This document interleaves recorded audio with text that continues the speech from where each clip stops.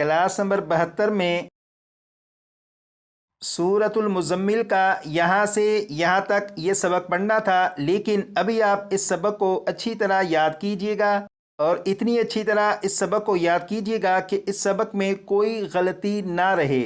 और इस सबक को क्लास नंबर 73 में पढ़ेंगे। और अब आप मद्दे लाजिम और मद्दे लीन लाजिम के बारे में सुनिएगा। यहाँ पर देखें लिखा है मद्दे लाजिम। यहाँ पर लिखा है हरूफ मद्दा के बाद सुकून असली हो तो मद्दे लाजिम होगा। यहाँ पर लिखा है हरूफ मद्दा, और हरूफ मद्दा के बारे में यकीनन आपको मालूम है कि हरूफ मद्दा 3 हैं, अलिफ वाव या। यहाँ पर लिखा है सुकून असली। यहाँ पर ये जो लिखा है सुकून असली, इसमें से ये जो लफ्ज़ है सुकून, सुकून किसे कहते हैं पहले ये मालूम करेंगे। यहाँ पर देखें लिखा है इस अलामत को जज्म कहते हैं। इसका मतलब ये है यहाँ पर बा और बा के ऊपर ये वाली जो अलामत है इस अलामत को जज्म कहते हैं। अब आप यहाँ पर देखें लिखा है जज्म का दूसरा नाम सुकून है। इसका मतलब ये है ये जो अलामत है यानी जज्म, इस जज्म का दूसरा नाम सुकून है। मतलब ये कि जज्म को सुकून भी कहते हैं। यहाँ पर ये जो लिखा है सुकून, यकीनन आपको इसके बारे में मालूम हो चुका है। यहाँ पर बा के ऊपर ये जो अलामत है ये जज्म भी है और इसी को सुकून भी कहते हैं। यहाँ पर लिखा है असली यानी सुकून असली, तो सुकून असली किसे कहते हैं अब इसकी तरफ चलते हैं। अब आप यहाँ पर देखें ये जो लफ्ज़ है अगर आप इसे पढ़ें तो ये इस तरह पढ़ा जाएगा आन। अब आप यहाँ पर देखें ये जो लफ्ज़ है इस लफ्ज़ में नून और नून के ऊपर जज्म है। अगर आप इस लफ्ज़ को पढ़ें चाहे वक्फ में पढ़ें या बगैर वक्फ के पढ़ें, नून के ऊपर जो जज्म है इस जज्म को दोनों हालतों में पढ़ेंगे तो नून के ऊपर जो जज्म है ये तब्दील नहीं होगी। और आपको मालूम है जज्म का दूसरा नाम सुकून है और इसी को सुकून असली कहते हैं। इसी तरह ये जो लफ्ज़ है इस लफ्ज़ को भी अगर आप वक्फ करके पढ़ें या बगैर वक्फ के पढ़ें, दोनों सूरतों में मीम के ऊपर जो जज्म है इसे पढ़ेंगे, इसे तब्दील नहीं करेंगे। और मीम के ऊपर जो जज्म है इसका दूसरा नाम सुकून है और इसी को सुकून असली कहते हैं।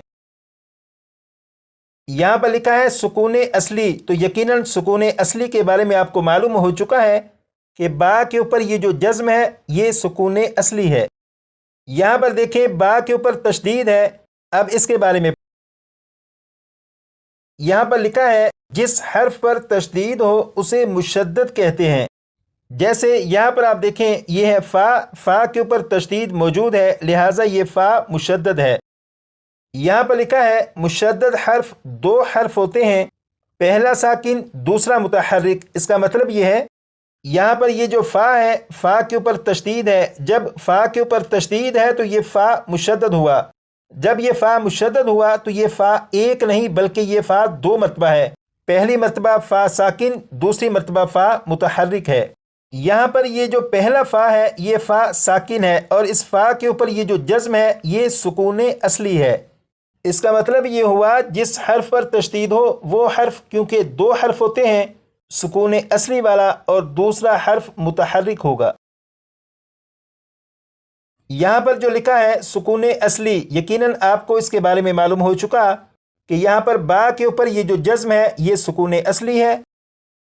हरूफ मद्दा के बाद सुकून असली हो तो मद्दे लाजिम होगा। इसका मतलब ये है कि अगर हरूफ मद्दा में से किसी हरफ मद्दा के बाद सुकून असली आ जाए तो वहाँ पर मद्दे लाजिम का कायदा होगा। जैसे यहाँ पर आप देखें ये जो लफ्ज़ है इस लफ्ज़ में यहाँ पर अलिफ और अलिफ से पहले ज़बर है। जब अलिफ से पहले ज़बर है तो ये अलिफ मद्दा हुआ। अलिफ मद्दा के बाद फ़ा के ऊपर तशदीद है। जब अलिफ मद्दा के बाद फ़ा के ऊपर तशदीद मौजूद है तो इसका मतलब ये हुआ कि यहाँ पर अलिफ मद्दा के बाद सुकून असली है, लिहाजा यहाँ पर मद्दे लाजिम होगा। ये तो आपको मालूम हो चुका कि यहाँ पर मद्दे लाजिम का कायदा होगा, लेकिन सवाल ये है कि मद्दे लाजिम को पढ़ेंगे किस तरह। तो इस सवाल का जवाब यहाँ पर लिखा है مد لازم کو 3 الف کی مقدار تک کھینچ کر پڑھیں گے۔ اب یہاں سے پڑھیں گے مد لین لازم کے بارے میں۔ یہاں پر لکھا ہے حروف لین کے بعد سکون اصلی ہو تو مد لین لازم ہوگا۔